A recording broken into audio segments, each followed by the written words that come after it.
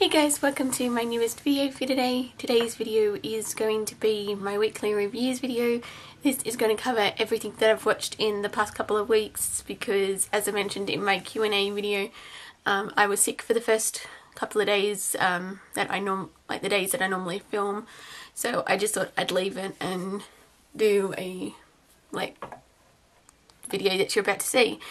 And also, speaking of Q&A, it is open. I'm going to keep it open until the 31st of this month, so I'll leave a link in the below bar if you want to ask me any questions. So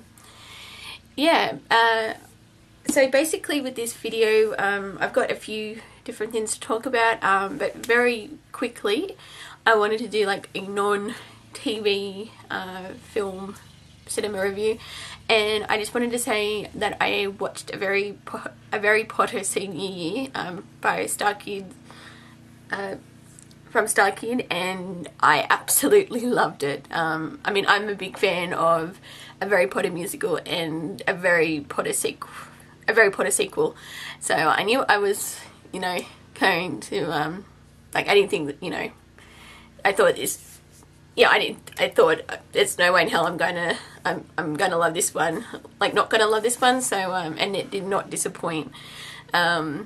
Basically, I mean, it was done a bit differently to the first two. Like, this one was just a staged reading, but I'm still happy we got the staged reading because it's better than no Starkid Potter musical, because this is the final one. And yeah, I'm very glad that we got it, because for a while it didn't seem we were going to get it. And then so yeah, and I spent, when was it? It was not this past, about a week ago.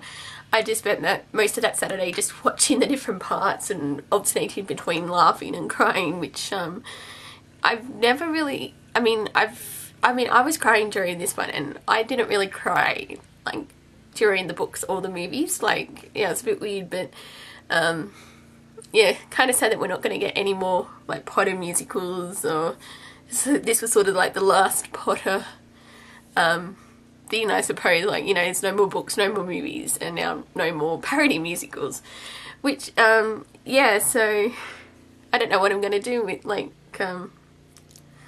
do now. So but yeah, basically, yeah, I just loved Very Potter Senior Year. As I said, it just made me cry and it made me laugh. And but my absolute favourite part was when they did Get Back to Hogwarts, which is from the first one, but they changed the lyrics, and it was just great. And I've sort of, over the past week, I've just been going to that song and listening to that. And then yeah, and what I also love about this one is that they actually got Ivana Lynch, who played Luna Lovegood in the movies, to play her for this music, Very Potter Senior Year, which I thought was awesome. And yeah, just they had so many, it was so many references. I loved that they had Gilderoy Lockhart, right, they steal the Hunger Games and the Twilight books, and Hermione being a big fan of them, and Hermione writing fan fiction. That was just hilarious. And because yeah, one of my favourite bits was oh, this makes 50 Shades of Grey look like a kid's book.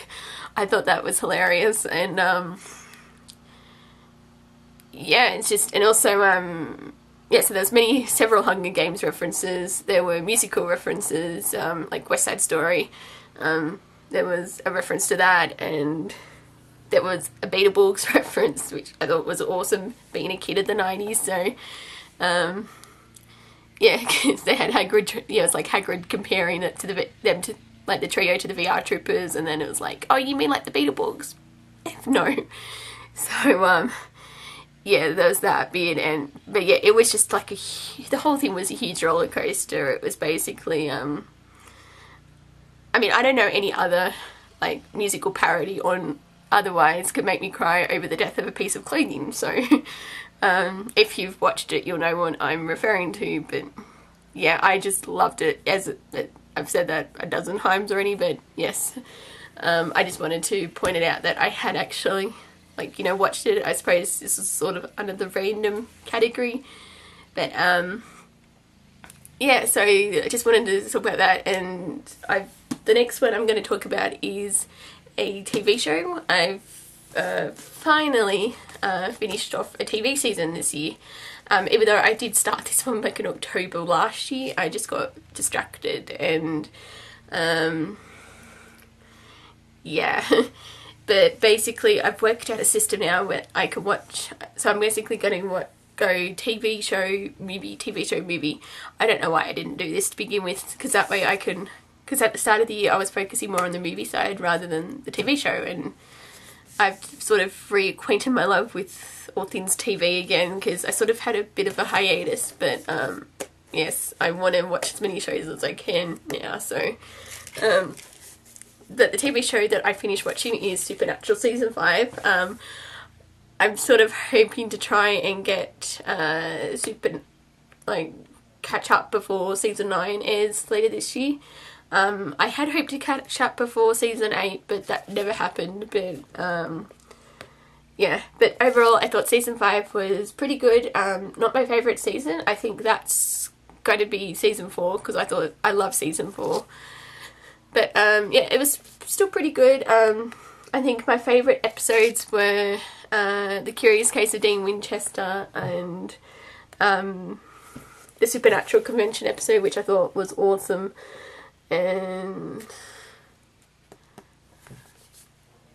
yeah, it's I think there's a couple of others that I really liked as well, but I'm blanking on the names. I think, I can't remember the title, but it was the one where Dean saw like what the future was going to be like if when Sam became possessed by Lucifer. Like I thought that one was actually a pretty good episode, but I'm blanking on the name. I think that was like episode 4 or something like that. But yeah, so Season 5 Supernatural. Happy you finally watched it after, because I think I looked at my logs and like where I keep track of what I've watched, and I last watched Season 4 back in 2011, so yeah, I really need to catch up on the Supernatural. So yeah, I'm hoping to start Season 6 today, so here we go, Supernatural Season 5. And then on to the movies. These next few are I've sort of started a theme where I'm going to try and watch them alphabetically, like do numbers and A, B, C, D, etc. And that's what these 5 movies are. They're sort of my attempt to try, and that way I'm watching, you know, try to watch different movies in my collection rather than just sort of deviate to the ones that, yeah, like basically watch a whole range of genres. And so the first one I watched is The Sixth Day, with, of course, Arnold Schwarzenegger. I thought it was a decent sci-fi action thriller. Yeah, I mean, you know, nothing, you know, groundbreaking or anything, but it was, you know, if you wanted to kill a couple of hours, it was pretty entertaining. Yeah, so, and I actually thought this was a pretty good Blu-ray for being from 2000, so so yeah, and I thought it was like an interesting take on, you know, the cloning aspect as well. So so yeah, pretty good film. So it's The Sixth Day. Then I watched Abraham Lincoln Vampire Hunter, the other Lincoln film to come out last year, and I mean, I did see this at the cinema, but I haven't seen it since then. But you know, it's pretty standard again, like, you know, nothing absolutely special, but I thought, you know, it's pretty interesting take on, you know, Abraham Lincoln being a vampire hunter, but like, you know, Abraham Lincoln and vampires, but yeah, I haven't read the book, but after, you know, watching this movie, I'm actually interested in checking that out. Whether or not that will happen, I don't know, because I've got, yeah, I've been pretty bad with reading lately, so I really need to get into a reading pattern as well. But yeah, so that's Abraham Lincoln Vampire Hunter. Then I watched Bad Boys, which I'd never actually seen before. I also hadn't seen The Sixth Day, I thought I should mention. But this was actually better than what I thought it was going to be, because I wasn't too sure what to expect, but I just had a lot of fun with it. Like, you know, I thought it was basically non-stop action, like, and yeah, like the 2 hours just sort of went by. Yeah, pretty much everything I like in a movie, you know. Yeah, it was, yeah, great action crime,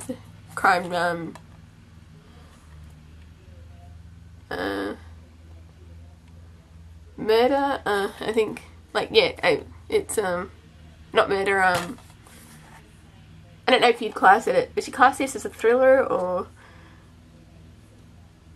just an action crime film? I think that's what I'm going to call it, but yeah, really enjoyed this, so we go Bad Boys. Then I watched Cabaret, which I have seen.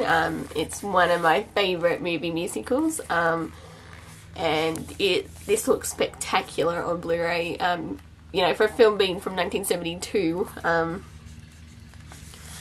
it's just, yeah, very dark, but it sort of alternates, you know, between dark and then with colours, and yeah, and it's just a great film, and Liza Minnelli does a superb job in this, and she so deserved the Oscar she won for this role. Yeah, and it's, I believe Joel Grey won for his role as well. But yeah, it's just, you know, great songs, a great story, and, yeah, because I think my favourite songs in this one are Mine Her and Cabaret. I think they're my two favourite songs in this, but yeah, it's yeah, just a great movie musical. So we go Cabaret, and then the last of the, you know, the A2, like the alphabeticized movies that I watched was Daredevil. I've never seen. Actually, no, I saw the first probably 5 minutes of this movie, probably back when this movie came out, because I think my parents rented it when it, but I never actually, I sort of watched the first 5 minutes and then I did something else. I don't know what was, why I didn't stay and watch the movie, because I actually liked it. You know, not my favourite superhero movie by any means, but, it was still pretty, you know, pretty decent.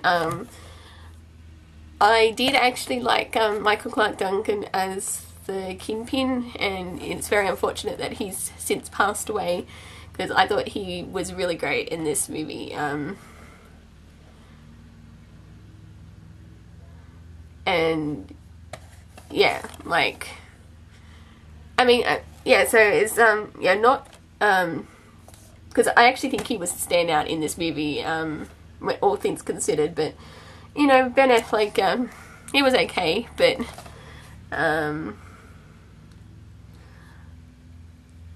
yeah, I mean, I would have liked to have seen a sequel, you know, but I think now, unless they reboot the movie franchise, I don't think that's going to happen, so, well, then obviously they'd have to recast the Kingpin if that was to happen, but,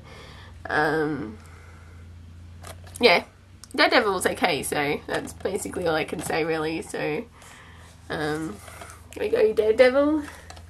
And these next few, over the past couple of weeks, I've been finishing off my James Bond movie watching. I watched The World Is Not Enough and Die Another Day, from the Pierce Brosnan era. As I mentioned before, my two favourite, you know, my order goes GoldenEye, Tomorrow Never Dies, The World Is Not Enough, and Die Another Day. I don't hate Die Another Day, but yeah, it's compared to the earlier Bond films, it's not the greatest. But I just wanted to point out with The World Is Not Enough, the bodyguard, one of the bodyguards in this movie, for the was her name Electra? I'm thinking, or am I getting the Bond girl, one of the Bond girls in this movie? I want to say Electra, but I don't know if I'm getting that mixed up with the Daredevil or not. But basically, her main bodyguard, he used to be on the Australian Gladiators. I thought that was actually pretty interesting. He used to play, oh, what was his one's name? Vulcan. I think that was his alter ego on the show. So yeah, and now that I watch this, I'm just thinking, I just find it amusing. But yeah, I mean, as I said, World is Not Enough and Die Another Day. They're nothing too spectacular, but you know, they're watchable, and that. But then I watched Casino Royale and Quantum of Solace, the first two Daniel Craig movies. Casino Royale is 100 times better than Quantum of Solace, so, which I think most Bond fans will agree on. I mean, I don't hate Quantum of Solace, but it's one of my least favourite Bond films.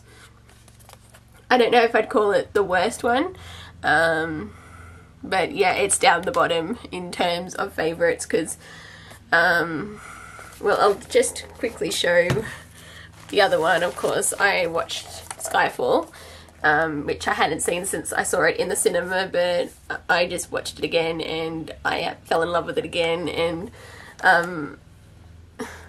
yeah, but this time around, because I think back when I first watched it, I wasn't paying much attention to, you know, like the cinematography and you know, the effects and all of that. And when I rewatched it, I was like, wow. Especially the scenes that take place in the Scottish Highlands, when it like sort of, when it's dark and the orange of the, you know, the flames just make it glow orange, and it's really haunting, and like during that whole fight scene.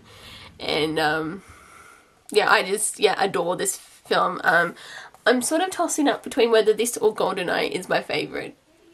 I'm leaning towards Skyfall being my favourite, but I have to do a, you know, top 10 favourite Bond movies. That might actually be one of my next videos, but we'll see. But yeah, I just loved this movie, and because this is one of my favourite movies of last year, and yeah, just watching it again was yeah, just a lot of fun. And yeah, so that's Skyfall. And then dropping everything here, and yeah, so I watched The World Is Not Enough through to Quantum of Solace, and then I watched Skyfall. So just give me a second, guys. Then I've got two movie cinema reviews to talk about, because I didn't see anything last week for when was it, the 14th, because that's new movies come out on Thursdays here in Australia. So not because there wasn't anything I wanted to see, I just didn't really feel like going, and given I've been pretty active going, like past few weeks, like pretty much since the start of the year, I just thought, you know what, I'm going to take a break. I can just pick it up on Blu-ray if I really want to see it, the film. So but the two movies I did see, when was it, the 22nd, which was Friday, I saw Jack the Giant Slayer, which I actually really enjoyed. I wasn't expecting a lot from it, but because I sort of heard negative reviews about it, but, or like not so much negative, but I heard mixed things about it, but I still liked it. I probably would have gone to see it just for Ewan McGregor anyway, because he's sort of become like one of my favourite actors. So and I really liked him in this role, because he was sort of, yeah, because even though I don't know if it was just me, but I thought I was seeing like there's some parts in it that sort of felt a bit like Star Wars. I don't know if it's just because it's Ewan McGregor and the role he was playing, it just sort of reminded me of Obi-Wan Kenobi, or yeah, if I was just reading too much into it. But yeah, I just had a lot of fun with it. I just saw the 2D version because yeah, the times clashed, and I didn't really feel, I mean, I could see where 3D would have been beneficial to it, but I, you know, wasn't completely, you know, it wasn't a life or death thing to see it in 3D for me, so I just saw it in regular 2D, so. But yeah, I enjoy Jack the Giant Slayer, so I gave it an 8 out of 10. So I'll definitely be picking this up when it comes out on Blu-ray, so there we go. And then I watched A Good Day to Die Hard, the 5th movie in the Die Hard franchise. And not the best one in my opinion. My favourite is still the first one, even though I love 2 through 4. I will still be picking this up because having it not in my collection, because, you know, I've got 1 through 4 now. I was like, and 5 needs to be in there regardless, you know, how not very good 5 was. I mean, it wasn't, you know, horrible and, like, completely horrible. That's use better English. But it could have been a lot better. Because I gave it about a 7 out of 10. I was sort of hovering between 6.5 and 7. I mean, I'm still glad I went to see it in the cinema because I'd never seen a Die Hard film in the cinema. But yeah, it wasn't anything too special, this one. It was it's basically a shoot 'em up. There was no real plot, which normally I'm fine with, but I think they tried to have a story and the story just fell apart. It was, where at least the first 4 films managed to have some sort of a story with it, but this one, it seemed to just didn't quite get there. Yeah, and then the whole, Chernobyl thing was just, yeah, with the whole, yeah, it's like going in unprotected to a radioactive, zone and then not. Because, yeah, that whole thing about right at the end where he's like, oh, I'm not going to grow a third arm in my arms. Like, I think it's a bit too late to worry about that now. So, yeah, you kind of got to suspend your disbelief a bit, especially with this one. Yeah, yeah, that's basically what, like, it's just a shoot 'em up film. Yeah. Like, as I said, it's like, I didn't completely hate it, but I didn't completely love it, so, yeah, that's basically all I can say about it. So, it's a good day to Die Hard. As I said, I will still be picking this up on Blu-ray, because I don't want my, you know, like, I'm a completist, that's the word I'm trying to think of. So, but yeah, there we go, good day to Die Hard. So that is it for my weekly reviews. This is going to cover 3.3 and 3.4 with how I number the reviews. So hopefully next week will just be the like just the 1 film reviews, because if I manage to stick with my viewing schedule, we'll see. But I've sort of got an idea of what I want to watch this week. So but yeah, so I guess that's it really. I don't really have much else to say. My next video is going to be my film for every year of my life, because I'm up to 1990. So that should be up on Wednesday. And yeah, so thank you guys for watching, and until my next video, I will see you guys next time. Bye!